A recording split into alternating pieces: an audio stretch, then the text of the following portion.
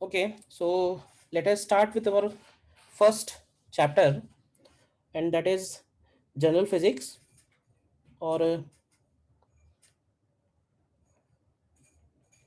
General physics में जो first portion हमको देखना है वो है यूनिट्स एंड डायमेंशंस। ठीक है। अच्छा, यूनिट्स एंड डायमेंशंस चैप्टर में जो सबसे पहले पॉइंट आता है, सबसे पहला पॉइंट इसमें ये आता है कि कोई भी फिजिकल क्वांटिटी है उसको हमने पर्टिकुलर यूनिट में ही मेजरमेंट करेंगे। कोई भी फिजिकल क्वांटिटी है उसका हम पर्टिकुलर यूनिट्स में ही मेजरमेंट करेंगे। और फिजिक्स में देखा जाए तो बहुत सारी फिजिकल क्वांटिटीज हैं। ठीक है, मोर देन 100 फिजिकल क्वांटिटीज होंगी। तो सारी फिजिकल क्वांटिटीज को हमें यूनिट प्रोवाइड करने की जरूरत नहीं है। हमने क्या किया हुआ है कि कुछ सर्टेन फिजिकल क्वांटिटीज ऐसी हैं जिनको हमने स्पेशल यूनिट्स दिया हुआ है, और बाकी सारी क्वांटिटीज ऐसी हैं कि जिनके यूनिट्स हम उनके टर्म्स में निकाल सकते हैं। तो यहाँ पे सबसे पहले दो पॉइंट हम ये नोट कर लेंगे कि एक तो है जिनको हम लोग बोलते हैं फंडामेंटल फंडामेंटल और बेस यूनिट्स। मालूम होंगे सभी को कौन कौन से फंडामेंटल बेस यूनिट्स हैं। क्यों भाई? मास हो गया, ठीक है, मैं लिख देता हूँ शॉर्ट में। मास हो गया, लेंथ हो गया, टाइम हो गया, इलेक्ट्रिक करंट हो गया, ठीक है, टेम्परेचर हो गया, अमाउंट ऑफ सब्सटेंस हो गया, और candela. Candela is for luminous intensity. तो ये 7 फंडामेंटल यूनिट्स हैं, और इनके डायमेंशंस भी जब हम लिखते हैं तो उनको हम इन्हीं सिंबल से रिप्रेजेंट करेंगे। तो अलग से और सिंबल देखने की जरूरत नहीं है, ये सिंबल्स हमें ध्यान रखने हैं। Mass, length, time, I for current, current को आई से भी डिनोट करते हैं कई बार, एम्पियर यानी ए से भी डिनोट करते हैं। केल्विन के हो गया टेम्परेचर के लिए, मोल हो गया amount of substance, and candela is for luminous intensity. Luminous intensity की जरूरत हमें नहीं पड़ती क्योंकि वैसी कोई भी किसी भी चैप्टर में ल्यूमिनस इंटेंसिटी हमारे लेवल पे नहीं आता है। ठीक है ना। नेक्स्ट इसमें आता है that is supplementary units. Supplementary units कौन कौन से हैं? सप्लीमेंट्री यूनिट्स में दो आते हैं, एक होता है प्लेन एंगल और दूसरा होता है सॉलिड एंगल। ठीक है। ये दोनों क्वांटिटीज जो है वो डायमेंशनलेस क्वांटिटीज हैं, इनके डायमेंशन नहीं है लेकिन इनके यूनिट्स हैं। जैसे एंगल के लिए हम लोग रेडियन यूज करते हैं और सॉलिड एंगल के लिए स्टेरेडियन यूज करेंगे। ठीक है। और फिर इसके बाद जितनी भी यूनिट्स हैं या जितनी भी क्वांटिटीज हैं वो सारी की सारी डिराइव्ड यूनिट्स की कैटेगरी में आएंगी। जैसे अगर स्पीड की बात करेंगे तो स्पीड को हम लोग क्या लिख सकते हैं? स्पीड को हम लोग मीटर पर सेकंड लिख सकते हैं। और स्पीड का अगर हमें डायमेंशन लिखना है तो डायमेंशन का मतलब होगा LT-1। अच्छा, ये ध्यान रखना, ये जो लिखा हुआ है ना LT-1, this is called dimensional formula. This is called dimensional formula. तो डायमेंशंस क्या होता है? What is dimension? तो डायमेंशंस का मतलब होता है ये जो एल लिखा है ना, एल के पावर में क्या लिखा हुआ है? एल के पावर में 1 है, और इसी तरह टी के पावर में -1 है। तो हम लोग ऐसे बोलेंगे कि स्पीड की जो डायमेंशंस हैं वो लेंथ में 1 है और टाइम में -1 है। तो ये बात बस नोट कर लो जिससे दिमाग में रहे कि dimensions of length is 1 and time is -1 in speed. बोलो, इतनी बातें क्लियर है?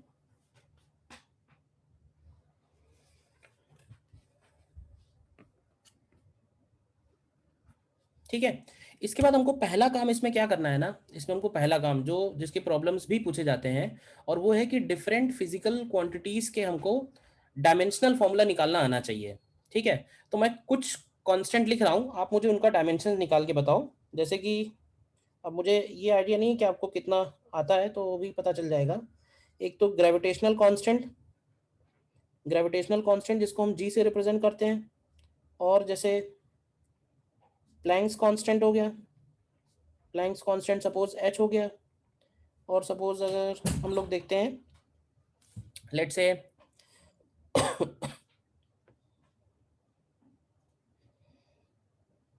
जैसे अपसाइलन नॉट है, म्यू नॉट है, ठीक है, इलेक्ट्रिक फील्ड हो गया।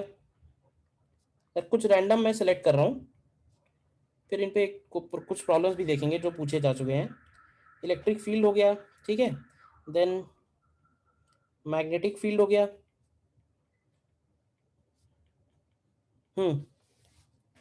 निकालो जरा इनको, क्या आएगा इनका? -2 ग्रेविटेशनल कांस्टेंट का आएगा m-1 L3T-2।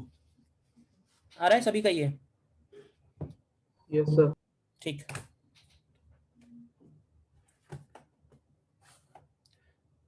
कुछ भी डाउट अगर बीच में होता है तो आप पूछ सकते हो बीच में ही रोक के।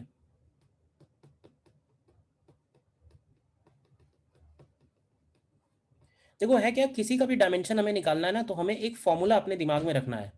कहने का मतलब है कि अगर जैसे प्लैंक कांस्टेंट आ गया, ग्रेविटेशन कांस्टेंट आ गया, तो हम सबके डायमेंशन याद नहीं रख करके रख सकते हैं पहले से। लेकिन हाँ, ये जरूर है कि हम एक फॉर्मूला जरूर दिमाग में रख सकते हैं जिस फॉर्मूले से उसका निकल आएगा। भाई बेसिक सबको मालूम है कि वेलोसिटी क्या है, फोर्स क्या है, एक्सीलरेशन क्या है, ये सब तो पता ही है। अब जैसे ग्रेविटेशन कांस्टेंट है, तो ग्रेविटेशन कांस्टेंट के लिए हमारे पास फॉर्मूला अवेलेबल है एक, भाई F is equal to G m1 m2 upon R square. तो हम यहाँ से g का डायमेंशन लिख सकते हैं कि g का डायमेंशन हो जाएगा फोर्स का dimension which is mlt minus 2, R square का dimension and upon m1 m2 का डायमेंशन, इस तरह से। तो ऐसे ही प्लैंक कांस्टेंट के लिए हमारे पास क्या फॉर्मूला है? एनर्जी लिखते हैं ना, एनर्जी इक्वल टू लिखते हैं h इंटू न्यू, न्यू जिसमें फ्रीक्वेंसी होता है। इसी तरह एप्सिलॉन नॉट किससे निकालोगे? तो एप्सिलॉन नॉट निकालने के लिए यूज कर सकते हो F is equal to 1/4 pi epsilon naught into Q1 Q2 upon R square. Charge का क्या लिखोगे? चार्ज का डायमेंशन होगा करंट इंटू टाइम, तो इसको हम सिंपली आई इंटू टी लिख सकते हैं। और इलेक्ट्रिक फील्ड, तो इलेक्ट्रिक फील्ड को और क्या लिख सकते हैं? इलेक्ट्रिक फील्ड को लिख सकते हैं हम लोग फोर्स अपॉन क्यू। फोर्स होता है ना क्यू ई, तो वहां से ई निकाल सकते हैं, force upon Q. Magnetic field कैसे निकाल सकते हैं? मैग्नेटिक फील्ड के लिए एक फॉर्मूला तुम्हें पता होगा, force is equal to IBL, वहां से मैग्नेटिक फील्ड का निकाल सकते हो।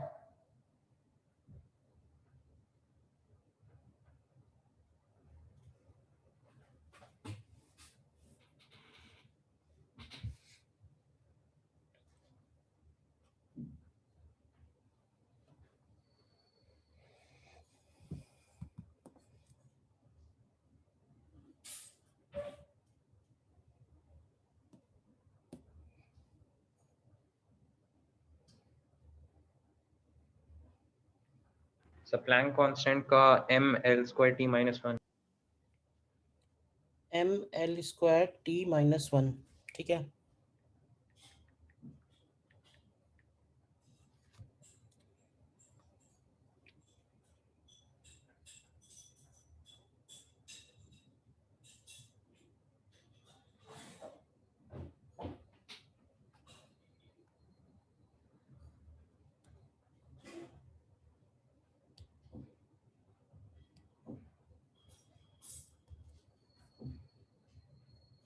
सर इलेक्ट्रिक फील्ड का mLI-1T-3 mLI-1T T-3।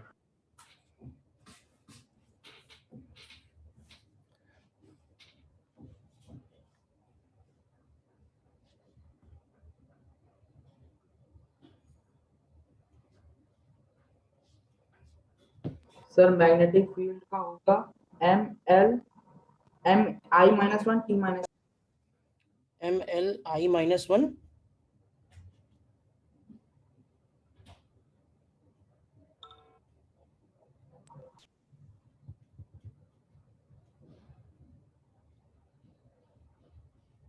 मेरे ख्याल से मैग्नेटिक फील्ड का L0 होगा।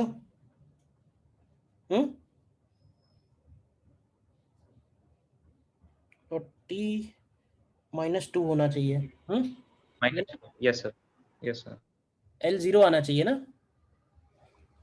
मैंने कैसे चेक किया ना, एक फॉर्मूला ये भी होता है, electric field is equal to V into B या C into B, speed of light into B. तो अगर इलेक्ट्रिक फील्ड तुमने सही बताया तो मैग्नेटिक फील्ड इससे ये बनेगा।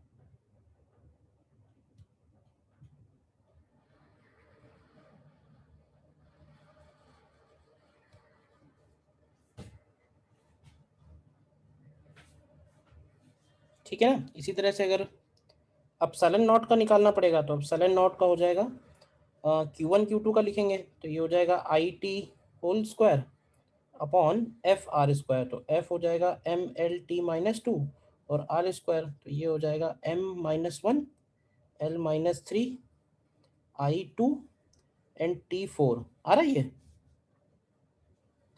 और म्यू नॉट का अगर निकालना है, म्यू नॉट का कैसे निकाल सकते हैं?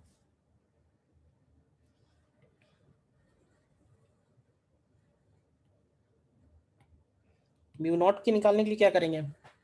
तो एक फॉर्मूला ये भी होता है, speed of light is equal to 1/√μ not epsilon not. तो यहाँ से म्यू नॉट का लिख सकते हैं, म्यू नॉट का डायमेंशन हो जाएगा 1/एप्सिलॉन नॉट और सी स्क्वायर, तो ये ml3I-2 T-4 सी स्क्वायर, सी स्क्वायर मतलब L स्क्वायर T-2, तो ये हो जाएगा ml I-2 एंड T-2। आ रहा है क्या ये? देखो समहाउ ये काम हमको बहुत तेजी से करना है और एकदम एक्यूरेटली, Yes, sir. गलत नहीं होना चाहिए इसमें, क्योंकि डायमेंशन का क्वेश्चन है, मतलब कि इसमें तो 100% मार्क्स होने ही चाहिए, ये गलत नहीं होना चाहिए।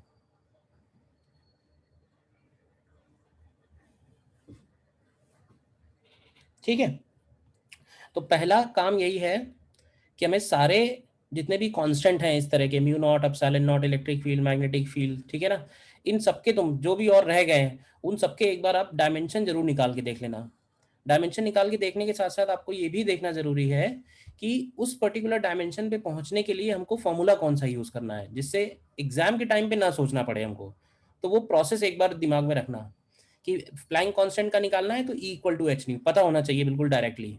तो पहला काम तो यही है कि डायमेंशन हमें सारे कांस्टेंट्स के, सारे फिजिकल क्वांटिटीज के एक बार दिमाग में होने चाहिए।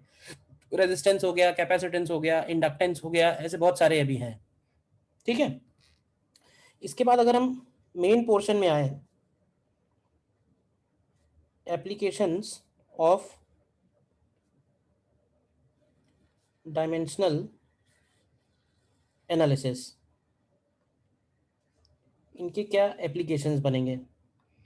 तो देखो एप्लीकेशंस में सबसे पहला एप्लीकेशन आता है यूनिट कन्वर्जन और यूनिट मॉडिफिकेशन। यूनिट कन्वर्जन और यूनिट मॉडिफिकेशन, देखो इस तरह के भी कई बार क्वेश्चन हमसे पूछे गए हैं यूनिट मॉडिफिकेशन को लेके। जैसे फॉर एग्जांपल हमसे बोलेगा कि in a new system unit of length is 2 metre, comma time is 0.5 second and mass is 100 gram. तो हमें निकालना है find value of 10 newton in this new system. एक ये इस तरह का पॉपुलर क्वेश्चन है कि अगर हमने क्या करना है, हमें अपने प्रॉपर जो एसआई सिस्टम है उस एसआई सिस्टम को किसी और एक हाइपोथेटिकल सिस्टम में ले जाना है, और उस हाइपोथेटिकल सिस्टम में जो लेंथ, टाइम और मास के डायमेंशंस हैं, यूनिट्स हैं, वो हमको दिए हुए हैं। लेंथ का दिया हुआ है 2 मीटर, टाइम का दिया है 0.5 सेकेंड और मास दिया हुआ है 100 ग्राम। ठीक है, तो देखो इसमें करना क्या है जिससे कोई गड़बड़ नहीं हो। Old system and new system, old system में मीटर है और न्यू सिस्टम में ध्यान से देखो तो 2 मीटर है। तो इसको ऐसे भी लिख सकते हो आप कि न्यू सिस्टम में जो मीटर है यानी मीटर डैश, उसकी वैल्यू 2 मीटर है, यानी m dash is equal to 2m। इसी तरह ओल्ड सिस्टम में सेकंड है और न्यू सिस्टम में जो सेकंड डैश है it is equal to 0.5 second. इसी तरह से ओल्ड सिस्टम में केजी है और न्यू सिस्टम में जो केजी डैश है वो 100 ग्राम के इक्वल है, तो 100 ग्राम लिखो या फिर 0.1 केजी लिखो, एक ही बात है। पहले ये बताओ, ये जो मैंने टेबल बनाई हुई है इसमें कोई कंफ्यूजन किसी को? ये जो टेबल बनाई है इसमें कोई confusion? Old system, new system. अब तुम्हें निकालना क्या है? हमको निकालना है 10 न्यूटन। तो ये बताओ 10 न्यूटन को अगर हम स्प्लिट करके लिखें तो क्या केजी मीटर पर सेकेंड स्क्वायर बनेगा। तो 10 kg, अब देखो kg की जगह क्या लिख सकते हैं, तो ये ध्यान से देखो 0.1 kg इज kg डैश, तो 1 kg कितना होगा, 0.1 kg is equal to 1 kg dash, तो 1 kg कितना बनेगा, क्या 1 kg 10 kg डैश बनेगा। इसी तरह से मीटर देखो, metre dash is equal to 2 metre, तो 1 मीटर कितना होगा, तो 1 मीटर 1/2 मीटर डैश बन जाएगा, तो ये हो जाएगा 1/2 मीटर डैश अपॉन, इसी तरह सेकंड में देखोगे तो 1 सेकंड जो बनेगा ये 2 सेकंड डैश बन जाएगा होल स्क्वायर। तो ये वैल्यू एक काम करो 10 10 इधर से बाहर आ जाएगा और 2 2 2 3 2 बाहर आएंगे, आगे बचेगा kg dash metre dash upon second dash square. तो ये वैल्यू देख लो कितनी आएगी, तो ये 100/8 आ रही है। तो इसको क्या लिख सकते हैं 25/2, इसकी नई वैल्यू हो जाएगी। क्लियर है ये प्रॉब्लम, बोलो। Yes, sir. Yes, sir. इसी तरह से कुछ अननोन सिस्टम होंगे, जैसे मान लो हमसे कहेगा कि 1 poiseuille is equal to how many poise. अब पॉइसुली क्या है, पॉइसुली एसआई यूनिट है और पॉइस जो है वो सीजीएस यूनिट है, किसका, Viscosity. Coefficient of viscosity. तो इसको कैसे कन्वर्ट करें,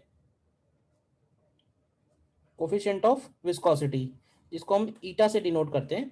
तो देखो हमें, मैं बता देता हूँ, हमारे पास ईटा का डायमेंशन है ml-1 t-1 आई थिंक, या निकाल के देख लो एक बार, ईटा का डायमेंशन कैसे निकालोगे, निकाल ही लो। ईटा का डायमेंशन निकाल सकते हैं स्टोक्स लॉ से, स्टोक्स लॉ से कि force is equal to 6 pi eta R V. तो यहाँ से ईटा का डायमेंशन निकालो क्या आएगा, और उस डायमेंशन को यूज करके जरा कन्वर्ट करो, क्या बनेगा बताओ मुझे। पॉइसुली को हम लोग क्या कर सकते हैं, पॉइसुली को अगर स्प्लिट करके लिखें तो 1 poiseuille is basically 1 kg upon metre second, ठीक है ना। ये kg अपॉन मीटर सेकेंड इसके डायमेंशन से लिखा है। अब हम कन्वर्ट कर लेंगे, kg को लिख सकते हैं 1000 ग्राम और मीटर की जगह हो गया 10 सेंटीमीटर एंड सेकेंड, तो ये यहाँ से, सॉरी मीटर की जगह 100 सेंटीमीटर, मीटर की जगह 100 सेंटीमीटर और सेकेंड, तो यहाँ से ये 10 ग्राम पर सेंटीमीटर सेकेंड आ जाएगा, तो बेसिकली इट इज 10 पॉइस, ठीक है। So this is unit conversion and unit modification.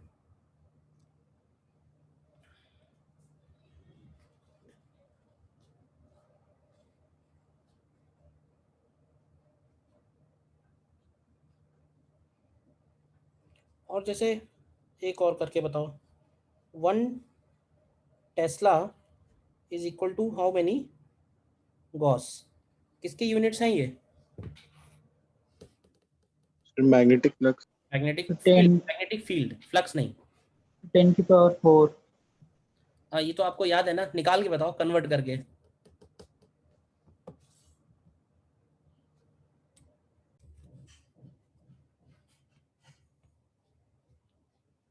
Magnetic field का डायमेंशन क्या बनेगा, मैग्नेटिक फील्ड का डायमेंशन अभी हमने ऊपर लिखा है mi-1 t-2, mi-1 t-2, तो 1 tesla can be written as 1 kg upon ampere and second square, क्यों भाई। अब देखो kg को कन्वर्ट करेंगे तो हमें मालूम है कि 1 kg is equal to 1000 gram. Ampere के लिए कोई बताएगा क्या होता है, सीजीएस यूनिट में सेकंड टू सेकंड ही रहता है, लेकिन एम्पियर के लिए क्या रहता है,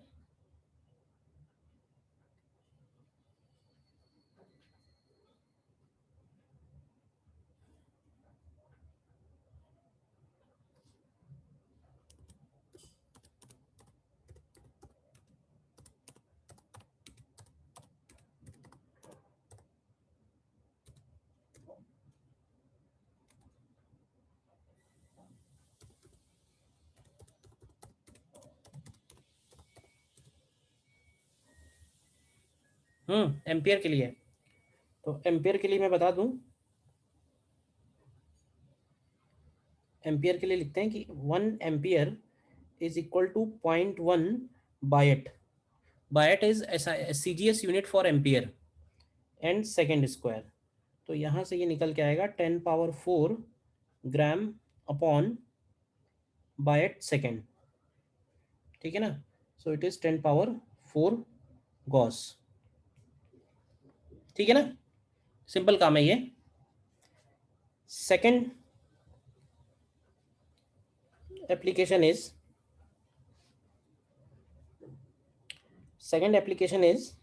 dimensional correctness of a physical equation। Dimensional correctness of a physical equation, इसका मतलब ये जैसे कोई भी इक्वेशन हम लोग लिखते हैं, जैसे लिख रहे हैं S = UT + ½ AT², ठीक है। तो बेसिक पर्पस ये है कि जब भी हम क्वांटिटीज को ऐड करेंगे, ठीक है ना, जब भी हम क्वांटिटीज को ऐड कर रहे हैं या सब्ट्रैक्ट कर रहे हैं, ध्यान रखना एडिशन एंड सब्ट्रैक्शन सिर्फ उन्हीं यूनिट्स के बीच में पॉसिबल है जो यूनिट्स आइडेंटिकल होंगी। मतलब मैं इसका एक एग्जांपल देता हूँ, अगर तुमसे कहा जाए कि भाई 3 मीटर्स हैं और उसमें ऐड करना है 4 किलोग्राम, तो you can not add 4 kilogram in 3 metres, क्योंकि एडिशन जो है वो सिमिलर यूनिट्स में ही पॉसिबल होगा, 3 मीटर्स एंड 2 मीटर्स इस तरह से, ठीक है ना, सिमिलर यूनिट्स में ही पॉसिबल होगा। अगर यूनिट्स डिफरेंट है तो पॉसिबल नहीं है। तो जब भी हम ऐड करेंगे या सब्ट्रैक्ट करेंगे तो सेम यूनिट्स होना जरूरी है। तो हम यहाँ पे बोल सकते हैं कि S का जो डायमेंशन है, this is equal to UT का dimension and this is also equal to ½ AT² का डायमेंशन। बोलिए, ये बात क्लियर है? तो ये बात तो हमको चेक है ही। तो कोई भी हम डायमेंशनल करेक्टनेस अगर कर रहे हैं तो right hand side left hand side के डायमेंशन हमेशा सेम होंगे, और जितने टर्म्स उसमें ऐड हो रहे हैं उन सभी के डायमेंशंस भी सेम होने चाहिए। अच्छा, डिवीजन और मल्टीप्लिकेशन में ऐसा रूल नहीं है, क्योंकि डिवीजन और मल्टीप्लिकेशन जब हम करते हैं क्वांटिटीज के बीच में तो हमें नई फिजिकल क्वांटिटी मिल जाती है। मतलब जैसे फॉर एग्जांपल, जैसे हम लोग डेंसिटी लिखते हैं, तो डेंसिटी को तो लिखते ही है ना मास अपॉन वॉल्यूम। तो अगर हमने मास में वॉल्यूम से डिवाइड किया है तो हमें डेंसिटी क्वांटिटी मिल रही है, तो वो जो यूनिट आ रहा है वो नई क्वांटिटी डेंसिटी का है। और एक बात, जितने भी ट्रिग्नोमेट्रिक टर्म्स हैं, ट्रिग्नोमेट्रिक हो गया, ठीक है, पावर फंक्शन हो गए, ठीक है, एक्सपोनेंशियल हो गए, trigonometric, power function, exponential and logarithmic functions, ये सारे के सारे जो हैं ये हर हाल में डायमेंशनलेस होने चाहिए, ठीक है। मतलब ये है कि जैसे हम लोग लिखते हैं y = a sin ωt - kx। तो देखो इस साइन के अंदर जो आ रहा है, हमको मालूम है कि साइन कॉस टेन ये सब तो पता ही है कि साइन कॉस टेन के अंदर जो भी कुछ लिखा हुआ है वो एंगल होना चाहिए, और एंगल जो है वो डायमेंशनलेस है। एंगल का यूनिट भले ही है but angle is also dimensionless. Similarly अगर e के पावर में कुछ लिखा हुआ है, फॉर एग्जाम्पल y = लिखा हुआ है, जैसे हम लोग RC सर्किट में लिखते हैं कि भाई Q = capital Q e⁻ (t/RC)। तो ये जो e के पावर में लिखा हुआ है ना, e के पावर में क्या लिखा हुआ है, t/RC। तो t/RC डायमेंशनलेस होना चाहिए, यानी RC के जो डायमेंशन है वो टाइम t के डायमेंशन के बराबर होंगे।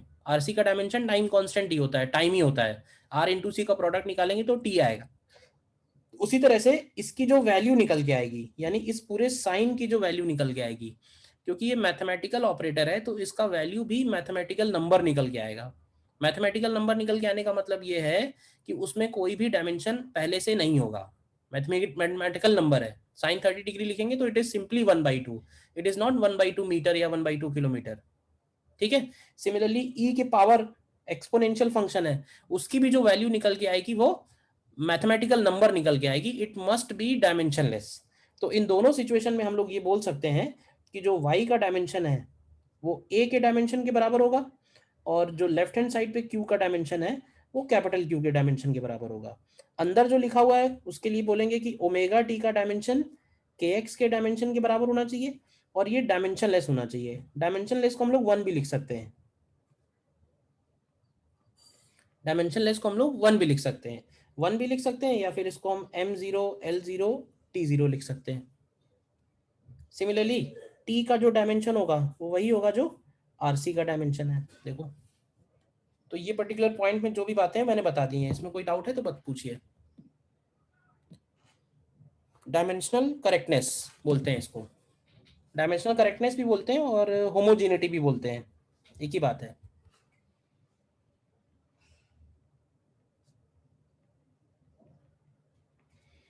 ठीक है ना। और एक बात इसमें ध्यान रख सकते हो कि a correct physical equation must be dimensionally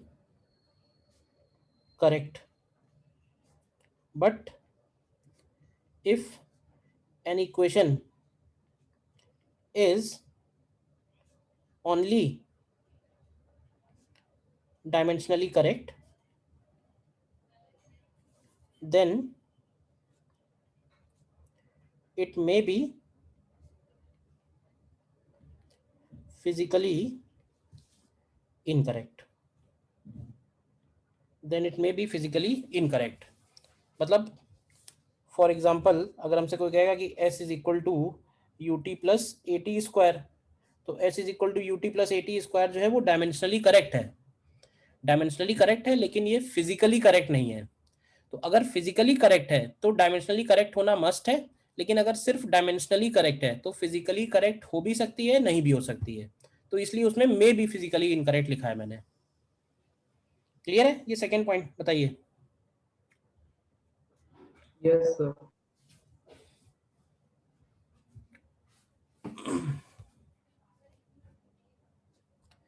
देखेंगे अभी इसके प्रॉब्लम्स देखेंगे उसी शीट में से। एंड देन थर्ड पॉइंट में deriving physical relation between quantities having different dimensions।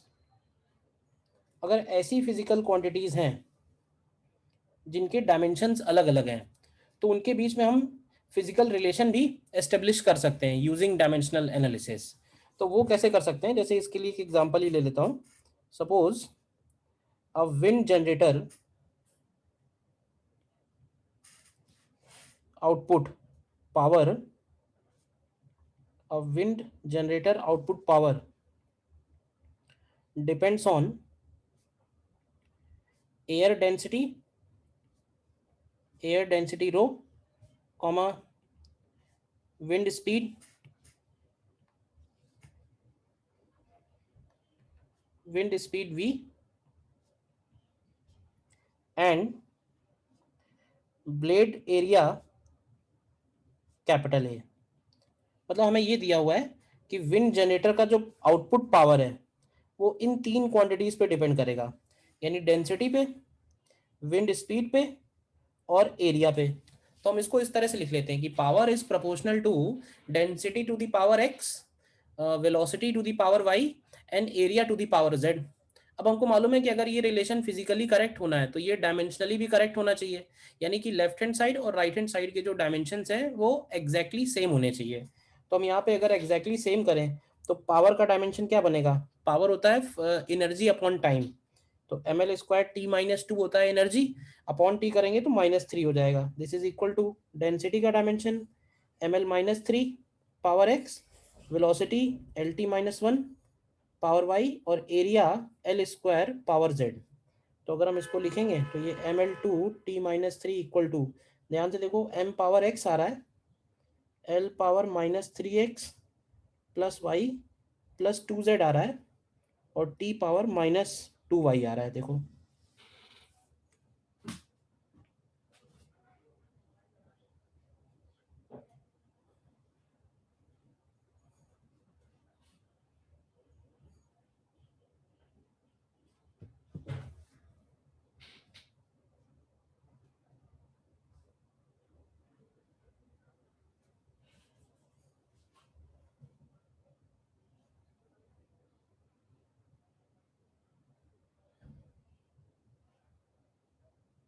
क्या रिलेशन बनेगा इससे?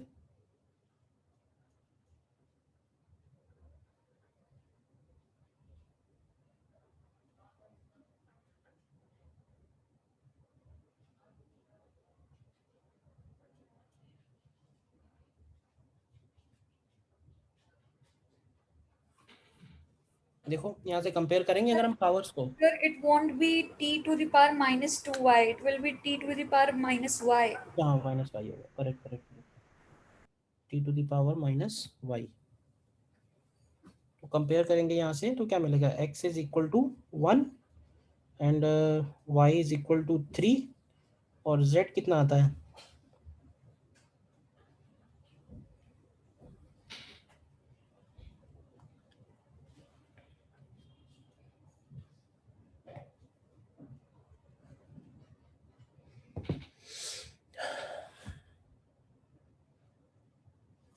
z का वैल्यू 1 आएगा, करेक्ट।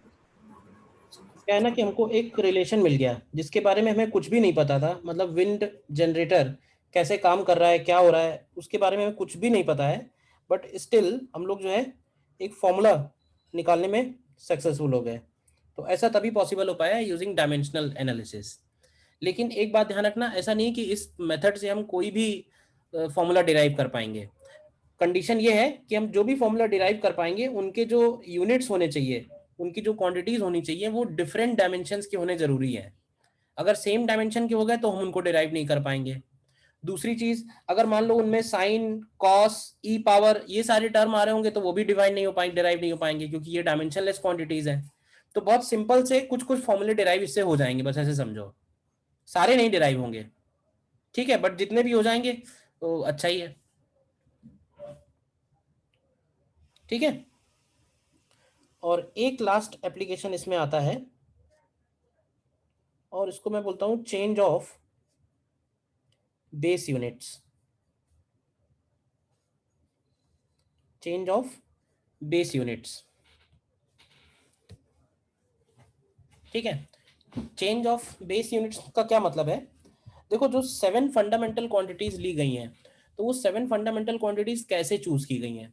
रैंडम चूज की गई हैं या कुछ दिमाग में रखते हुए चूज की गई हैं? तो पॉइंट ये है कि हमको फंडामेंटल वाली कैटेगरी में उन्हीं फिजिकल क्वांटिटीज को लेना चाहिए जिनके डायमेंशंस या जिनके यूनिट्स आपस में डिपेंड नहीं कर रहे हो।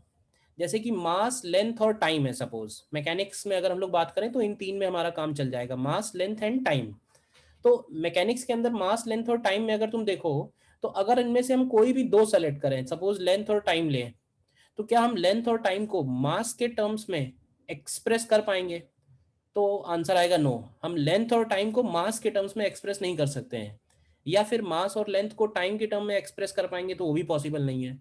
तो ऐसे 3 फंडामेंटल यूनिट्स हम लोग ले सकते हैं for all physical quantities in mechanics, जिनके यूनिट्स, जिनके डायमेंशंस आपस में डिपेंड नहीं कर रहे हो। ऐसा ना हो कि एक और दो के हेल्प से हम तीसरे को डिराइव कर ले जाएं, मतलब third is dependent on 1 and 2। तो अगर तीनों इंडिपेंडेंट है then that can work as fundamental set, ठीक है ना। तो बस एक लाइन जो हमें यहाँ पे ध्यान रखनी है वो ये, a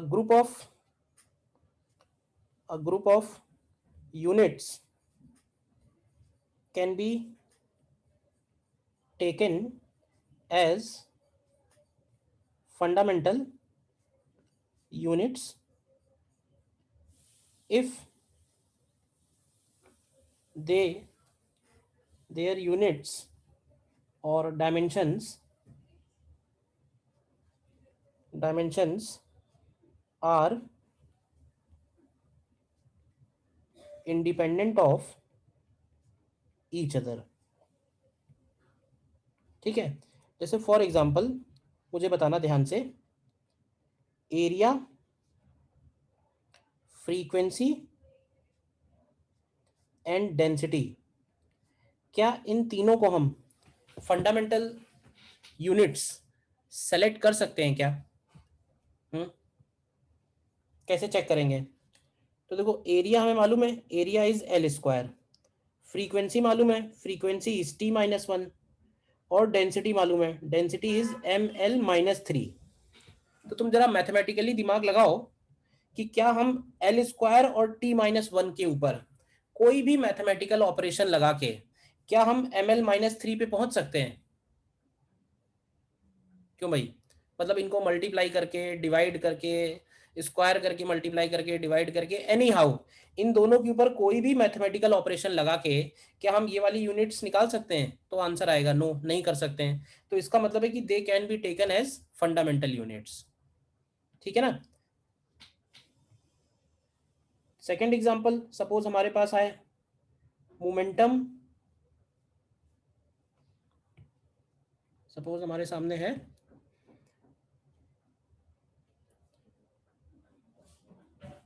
पावर,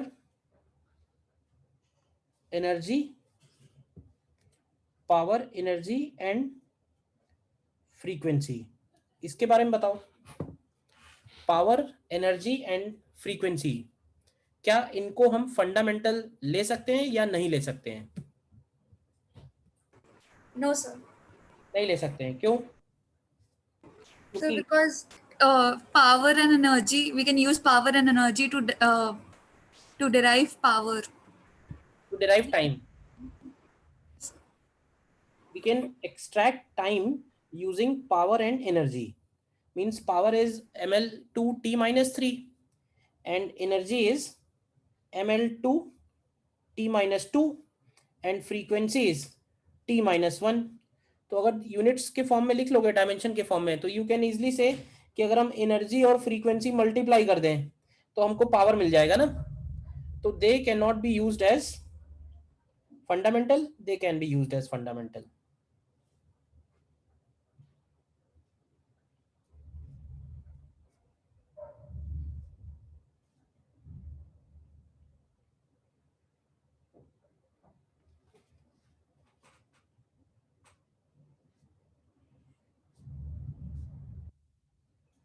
फंडामेंटल और बेस यूनिट्स। ठीक है, तो इसके ऊपर कैसे प्रॉब्लम्स बनेंगे? For example,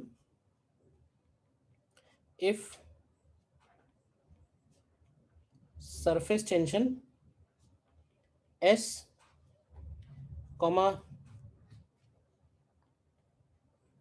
density D and velocity V are taken base quantities, then find dimensional formula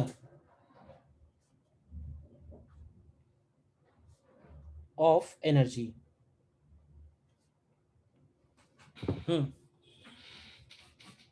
try करो इसको। Surface tension, density and velocity. Surface tension का अगर फॉर्मूला नहीं मालूम है तो सरफेस टेंशन होता है force upon length. Surface tension is force upon length. Now try. देखो इसको ट्राई करने के लिए क्या है, सरफेस टेंशन का जो डायमेंशन है ये है फोर्स अपॉन लेंथ, तो we can write it as M T minus two. Density, density is M L minus three and velocity, velocity is L T minus one. ठीक है, तो दो तरीके हैं इसको करने के। ठीक है, एक तरीका तो ये है कि तुम सीधे सीधे पिछले मेथड की तरह एज्यूम कर लो that energy is proportional to surface tension power X, density power Y and velocity power Z, और दोनों तरफ डायमेंशंस लिख के कंपेयर करके इक्वेशंस फॉर्म कर लो और उन इक्वेशंस को सॉल्व करके एक्स, वाई और जेड का वैल्यू निकाल लो। ये थोड़ा सीधा तरीका है, टाइम भले ही थोड़ा ज़्यादा लगेगा। तो ये हो जाएगा m power x plus Y, l power minus three Y plus Z and t power minus two X minus Z. तो यहाँ से x plus Y one minus three Y plus Z two and minus two X minus Z is equal to minus two. तो X Y Z और भी किसी ने निकाले, check हो जाएगा सही है आंसर या नहीं।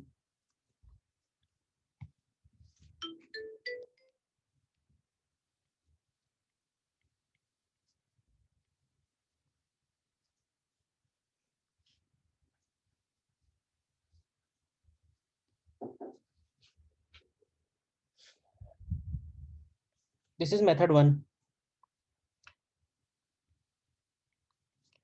मेथड 2 थोड़ा मैथमेटिकल ही है वो भी. जैसे दिया हुआ तुमको s और d, तो ऐसे एक काम करो, इनको अगर हम डिवाइड कर दें यानी s अपॉन d निकालें, तो s अपॉन d की वैल्यू देखो आएगी L3t-2. ठीक है. और v स्क्वायर अगर लिखें तो v स्क्वायर हो जाएगा L2t-2. इन दोनों को फर्दर डिवाइड कर दो तो L का वैल्यू आ जाएगा s d-1 v-2. अब ये L का वैल्यू उठा के हम अगर वेलोसिटी वाले में रख दें तो t आ जाएगा. t को लिखेंगे L इंटू v-1, तो ये हो जाएगा s d-1 v-3. तो t भी आ गया. अब L और t की वैल्यू s में रख दो तो m निकल आएगा. तो m का वैल्यू आएगा s t स्क्वायर. तो s s हो गया, t स्क्वायर मतलब s square and d-2 v-6. तो m का वैल्यू आ जाएगा s क्यूब d-2 v-6. तो जब हमको m l और t तीनों मिल गए s d और v के फॉर्म में, तो हम एनर्जी लिख सकते हैं. Energy is ml2t-2. तो m की जगह s cube d-2 v-6. l square means s square d-2 v-4 and t-2 means s-2 d2 and v6. तो अब देख लो यहाँ से क्या बचेगा. तो ये v6 कैंसिल हो रहा है, d-2 कैंसिल हो रहा है, s स्क्वायर कैंसिल हो रहा है. तो ये आ जा रहा है s क्यूब d-2 v-4. यानी यहाँ से भी x का वैल्यू 3 आना चाहिए, y का वैल्यू -2 और z का वैल्यू -4.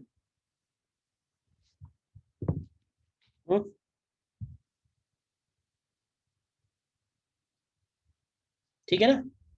दोनों मेथड क्लियर है.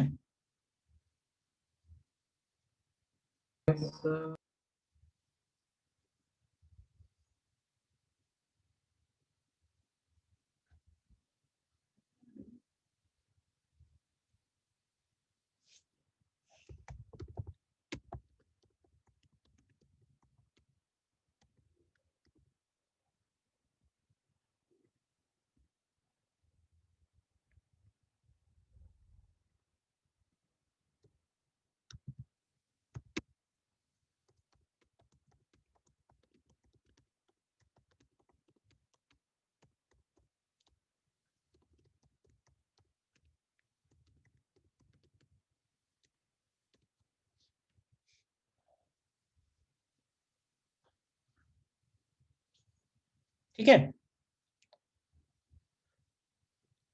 तो मोर और लेस जो जो मेन पॉइंट्स हैं वो सारे यही हैं. ठीक है. इसके कुछ प्रॉब्लम फिर हम लोग देखते हैं. जैसे इसमें आप ये सेकंड प्रॉब्लम, ये डीपीपी मैं भेज दूंगा बाद में ग्रुप पे. फिलहाल आप सेकंड प्रॉब्लम ट्राई करिए.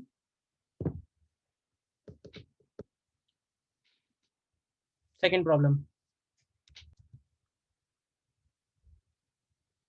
सेकंड इज सी आंसर है.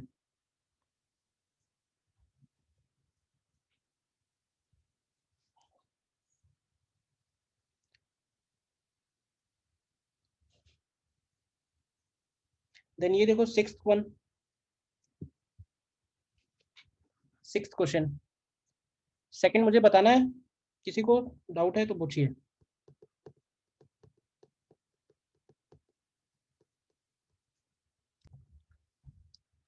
Sixth is answer D.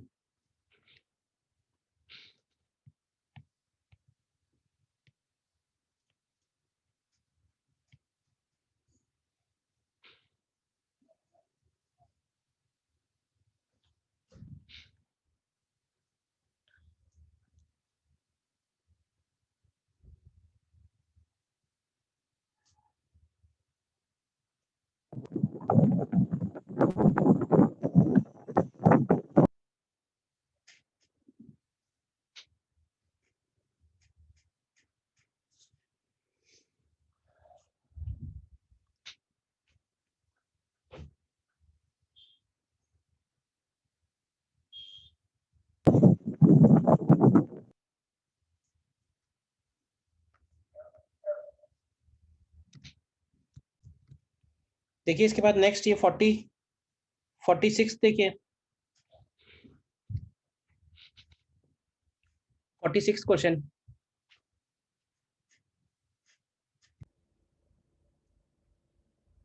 Forty six में ये प्लैंक कांस्टेंट है ए 46 का। 46 आंसर इज सी गिवन है।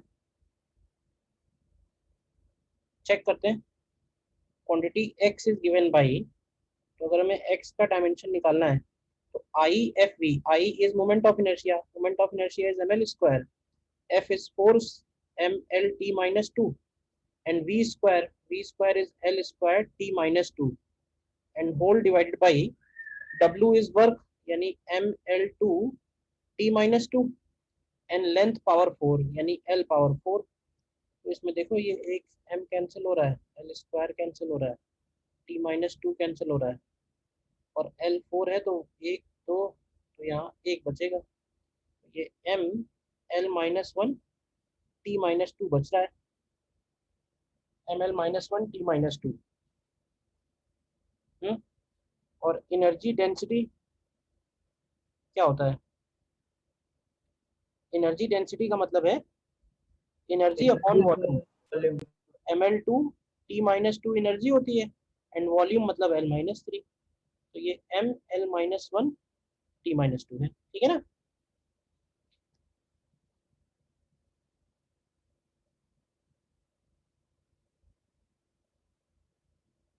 देखो जैसे ये 44 भी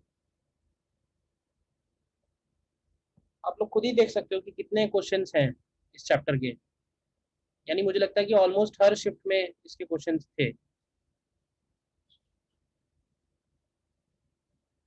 44 देखिए, 44 डी इज करेक्ट, ठीक है। 44 में solar energy received on earth surface per unit area per unit time is a solar constant, यानी energy received per unit area per unit time, तो एनर्जी हो गया m l2 t minus 2, area is l2 and t, ये हो जाएगा m l0 and t minus 3, ठीक है। तो डायमेंशंस के क्वेश्चंस आप ट्राई करना इस शीट से, तो मुझे नहीं लगता कोई भी क्वेश्चन अटकेगा, सारे हो जाएंगे, ठीक है। नेक्स्ट फिर हम लोग थोड़ा सा और आगे बढ़ सकते हैं। अब देखो इसमें दूसरा पार्ट जो है वो है वेक्टर्स का, और वेक्टर्स में मुझे लगता है कि बेसिक पॉइंट आपको सारे क्लियर हैं, वेक्टर्स में कुछ भी मुझे बोलने की जरूरत नहीं है। हाँ, आप लोग क्वेश्चंस ट्राई करना, फिर उसमें जहां जहां पे पॉइंट आएंगे तो वो मैं फिर से नेक्स्ट क्लास में डिस्कस कर लूंगा। तो हम लोग अभी नेक्स्ट जो है एरर वाला पार्ट स्टार्ट करते हैं, एरर एनालिसिस, ठीक है। देखो एरर एनालिसिस में हमको सबसे पहले ये समझना है कि हम कौन सा एरर कैलकुलेट करने वाले हैं, हम किस एरर की बात कर रहे हैं।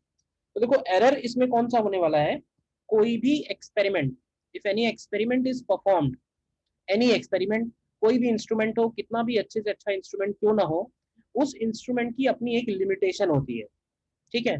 इसके लिए मैं एक एग्जांपल हर बार लेता हूँ, फिर से वही एग्जांपल ले रहा हूँ समझाने के लिए, कि सपोज हमारे सामने एक रॉड है, ठीक है, और हमारा एक्सपेरिमेंट ये है कि हमें इस रॉड का लेंथ मेजर करना है, और रॉड का लेंथ मेजर करने के लिए हमने एक स्केल लिया है, ठीक।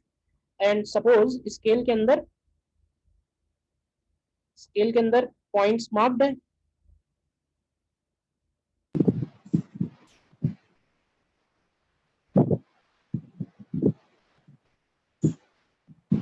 प्रणव आपका माइक गड़बड़ कर रहा है क्या?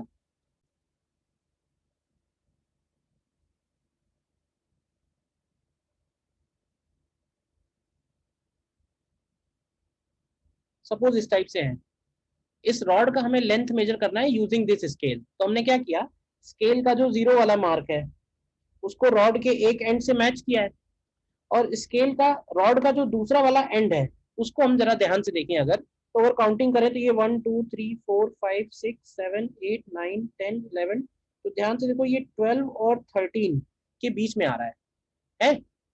और लेट्स से कि ये जो स्केल है ये मिलीमीटर का स्केल है, तो मुझे कोई बताएगा कि लेंथ ऑफ रॉड क्या लिखना चाहिए, what is length of rod? 12 लिखना चाहिए, 13 लिखना चाहिए, या समथिंग एल्स? क्यों भाई? 12 और 13 और समथिंग एल्स?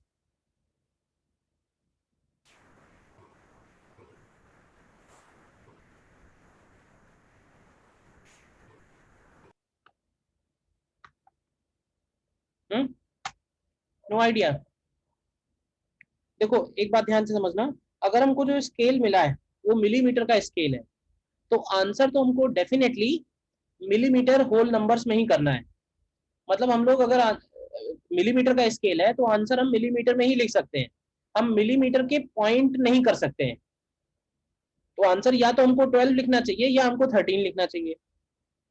अब आंसर 12 है या 13 है, उसके लिए हम लोग बोल सकते हैं कि थोड़ा और ध्यान से देख सकते हैं कि ये आंसर 12 देना चाहिए या 13 देना चाहिए। तो तुम कहोगे इस केस में सर क्या है कि ये जो पॉइंट है ये एग्जैक्टली 12 से तो मैच नहीं कर रहा है, लेकिन अगर 12 और 13 में हमको चूज करना है तो हम यहाँ पे 12 चूज कर सकते हैं, तो वो करेक्ट आंसर बन जाएगा। तो यहाँ पे हम आंसर लिखेंगे सीधे सीधे 12 mm। लेकिन है क्या, ये जो 12 mm का आंसर है ये एग्जैक्ट तो नहीं है, इसमें कुछ एरर है, और ये एरर आपके एक्सपेरिमेंट करने की वजह से नहीं हुई, वो उस इंस्ट्रूमेंट की लिमिटेशन है। इंस्ट्रूमेंट की लिमिटेशन ये है कि वो केवल 1 mm में ही मेजर कर पाएगा। तो ऐसे केस में क्या होगा, हम ये बात करेंगे कि यहाँ पे इतना जो पोर्शन रह गया है, ये वाला पोर्शन ध्यान से देखो, ये पोर्शन एरर की फॉर्म में हम एक्सप्रेस करेंगे। अब देखो ये पोर्शन क्योंकि मेजर तो हो नहीं सकता है, तो हम लोग ये बोल सकते हैं कि ये जो पॉइंट है ये अगर हाफ, ध्यान से देखना, अगर हाफ से लेफ्ट साइड में है तो हम लोग 12 आंसर देंगे, और हाफ से राइट साइड में है तो हम 13 आंसर देंगे। कहने का मतलब है कि इस पर्टिकुलर जगह पे, इस पॉइंट पे जो मैक्सिमम एरर पॉसिबल है, ध्यान से समझना, जो मैक्सिमम एरर पॉसिबल है वो हाफ डिवीजन का है। Maximum error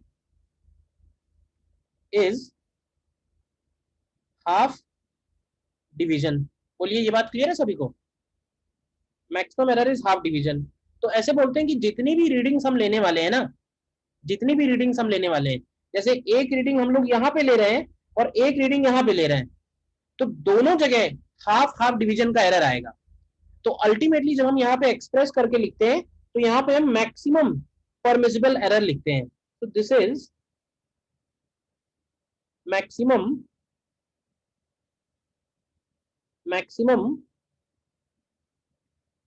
permissible error. और ये मैक्सिमम परमिसिबल एरर जो है वो generally least count of instrument के बराबर होगा। Generally it is equal to least count of instrument. तो एक तरीका तो ये है निकालने का एरर, ठीक है। दूसरा तरीका ये है कि when a quantity is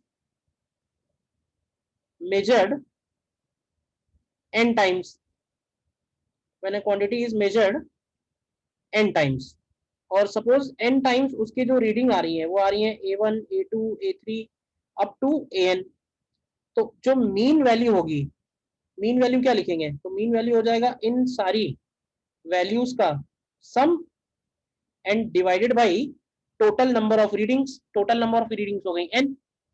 तो अब है क्या, हम इसके हर एक स्टेप में जो एरर हुआ वो कैलकुलेट कर सकते हैं। इस a मीन को A1 के साथ डिफरेंस लेके A2 निकाल सकते हैं, a मीन को A2 के साथ डिफरेंस लेके। तो इस तरह से अगर करते जाएं तो डेल्टा AN आएगा a मीन का AN के साथ डिफरेंस। तो अगर हम इन सारे एरर्स का भी अगर मीन निकालते हैं तो ये हो जाएगा delta A1 plus delta A2 up to delta AN। तो अगर इन सब का मीन निकालते हैं तो ये बन जाता है mean absolute error. This is known as mean absolute error. और जब हम फाइनल आंसर एक्सप्रेस करेंगे तो फाइनल आंसर हम लोग इस तरह से एक्सप्रेस करते हैं कि a मीन लिखेंगे और plus minus delta a mean. देखो ये बात क्लियर है, a mean plus minus delta a mean. तो plus minus delta a mean जो लिखा हुआ है ये एक तरह से बन जाएगा मीन एब्सोल्यूट एरर। और किस फॉर्म में एक्सप्रेस कर सकते हैं, अगर हम डेल्टा a मीन को डिवाइड करें ए मीन से, सो this is called relative error. और अगर हम delta A mean upon A mean into 100 कर देंगे तो इट बिकम्स परसेंटेज एरर। ठीक है, जब हमको मालूम ना हो कि एरर प्लस में है या एरर माइनस में है तो हम प्लस माइनस दोनों एक्सप्रेस करके लिखते हैं, और ऐसे केस में हम लोग डिफाइन करते हैं मैक्सिमम परमिसिबल एरर। अगर हमको क्वेश्चन में दिया हुआ है कि पॉजिटिव एरर है या नेगेटिव एरर है तो फिर हम उसको साइन के साथ यूज करेंगे। कहने का मतलब अगर पता नहीं है, अनसर्टेनिटी है, एरर का मतलब है अनसर्टेनिटी, तो अगर अनसर्टेनिटी है तो हम प्लस माइनस करके छोड़ सकते हैं। बट अगर हम लोग सर्टेन है कि पॉजिटिव एरर है या नेगेटिव एरर है तो हमें उसके साथ में ही एक्सप्रेस करना पड़ेगा, उसके साइन के साथ में। ठीक है ना, तो अभी हमने तो जस्ट इंट्रोड्यूस ही किया है व्हाट इज एरर। फिर चलो इसको हम लोग कल आगे बढ़ाएंगे और आगे ये देखेंगे कि इसमें डिफरेंट केसेस में हम लोग एरर कैसे कैलकुलेट करेंगे, और इसमें हमको वर्नियर और स्क्रू गॉज दो इंस्ट्रूमेंट और इसमें स्टडी करने हैं जो इंपॉर्टेंट हैं, इनके प्रॉब्लम्स पूछे जाते हैं। ठीक है ना, तो अभी आपका होमवर्क क्या है? होमवर्क ये है कि ये मैं डीपीपी अभी भेज देता हूँ ग्रुप में, आपको इसमें से वो सारे प्रॉब्लम्स कर लेने हैं जो यूनिट्स डायमेंशंस वाली कैटेगरी के हैं। ठीक है, प्लस वेक्टर्स के भी ट्राई कर लेना। और वेक्टर्स की क्वेश्चन में जहां आपको लगे कि नहीं इसका हमें थ्योरी पार्ट थोड़ा नहीं समझ में आ रहा है या ये पार्ट मुझे समझने की जरूरत है, थ्योरी जानने की जरूरत है, तो आप मुझे नेक्स्ट क्लास में कल पहले ये बताना, तो मैं थोड़ा सा पहले वेक्टर्स भी बता दूंगा या एरर के बाद बता दूंगा। ठीक है।